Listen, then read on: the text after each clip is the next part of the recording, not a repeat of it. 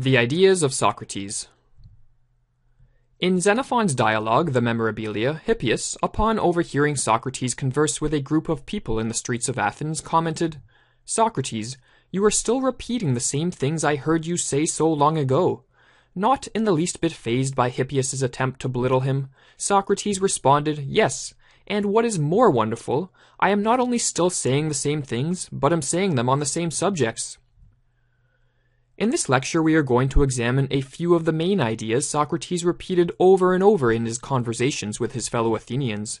We will look at his exhortation to care for your soul, his conviction that knowledge of virtue is necessary to become virtuous, and in turn that virtue is necessary to attain happiness, his belief that all evil acts are committed out of ignorance and hence involuntarily, and finally his presumption that committing an injustice is far worse than suffering an injustice.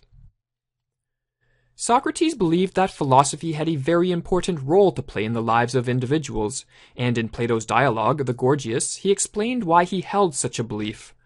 For you see what our discussions are all about, and is there anything about which a man of even small intelligence would be more serious than this? What is the way we ought to live? Many people never consciously contemplate the question of how one ought to live. Instead, the course of their lives is largely determined by the cultural values and norms which they unquestionably adhere to. But according to Socrates, the examination of this question is very important, as it is through striving for answers to it that one can hope to improve their life. One of the reasons why most do not consciously contemplate this question is because it requires that one attain self-knowledge, or in other words, turn their gaze inward and analyze both their true nature and the values which guide their life. And such knowledge is perhaps the most difficult knowledge to obtain. This conviction is conveyed in perhaps Socrates' most famous statement, "The unexamined life is not worth living." Examining oneself is the most important task one can undertake, for it alone will give us the knowledge necessary to answer the question, "How should I live my life?" As Socrates explained, once we know ourselves, we may learn how to care for ourselves, but otherwise we never shall. When we turn our gaze inward in search of self-knowledge, Socrates thought we would soon discover our true nature. And contrary to the opinion of the masses, one's true self, according to Socrates, is not to be identified with what we own, with our social status, or even with our body. Instead, Socrates famously maintained that our true self is our soul. As a quick side note, it is important to mention that the ancient Greeks lived before the ascension of Christianity, and hence for them the notion of the soul did not have the same religious connotations that it has for us. What Socrates actually meant when he made the claim that our true self is our soul is not known for certain, although many scholars have taken a view similar to the one put forth by the famous historian of philosophy, Frederick Copleston, who wrote that in calling our true self our soul, Socrates was referring to the thinking and willing subject. According to Socrates, it is the state of our soul, or inner being, which determines the quality of our life. Thus, it is paramount that we devote considerable amounts of our attention, energy, and resources to making our soul as good and beautiful as possible. Or as he pronounces in Plato's dialogue, the Apology, "I shall never give up philosophy or stop exhorting you, and pointing out the truth to any one of you whom I meet, saying in my most accustomed way, 'Most excellent man, are you not ashamed to care for the acquisition of wealth and for reputation and honor, when you neither care nor take thought for wisdom and truth and the perfection of your soul?'" After coming to the realization that one's inner self or soul is all important, Socrates believed the next step in the path towards self-knowledge was to obtain knowledge of what is good and what is evil, and in the process use what one learns to cultivate the good within one's soul and purge the evil from it.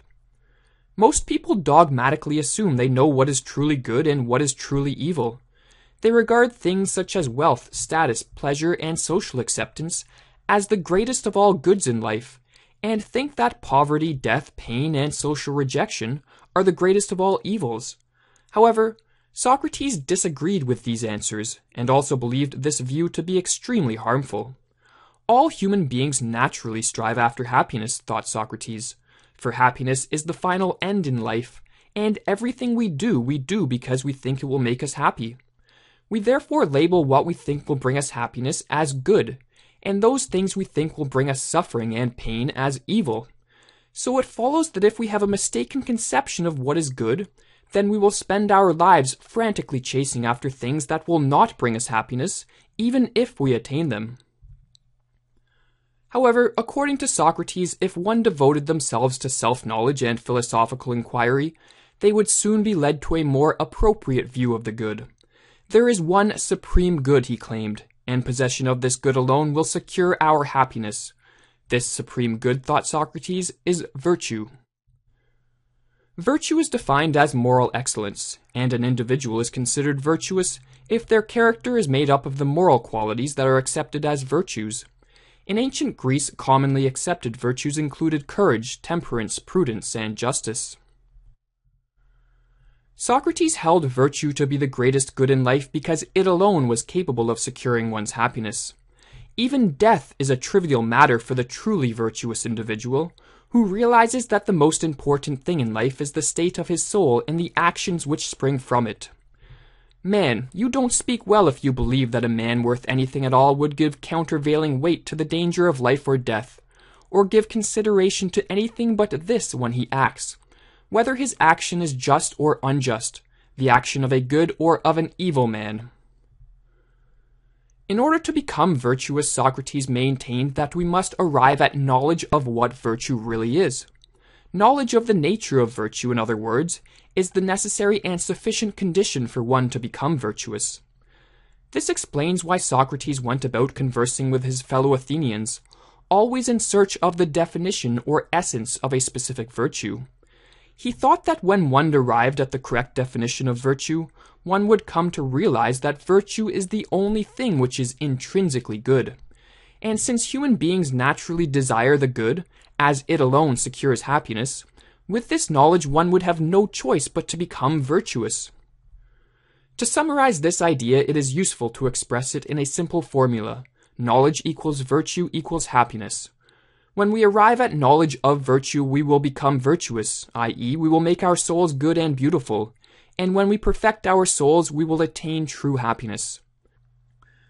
But if all individuals naturally desire happiness, and if it is only by becoming virtuous that one can attain happiness, then a simple question arises. Why do so many people fail to become virtuous and instead commit evil acts, thereby preventing themselves from attaining that which they really want? To put it bluntly, the answer to this question is that most people are ignorant. If one truly knew what they were doing was evil, they would refrain from such an action. But because all evil acts are committed out of ignorance, Socrates held that all evil acts are committed involuntarily. In Plato's dialogue, the Protagoras, Socrates says, "My own opinion is more or less this.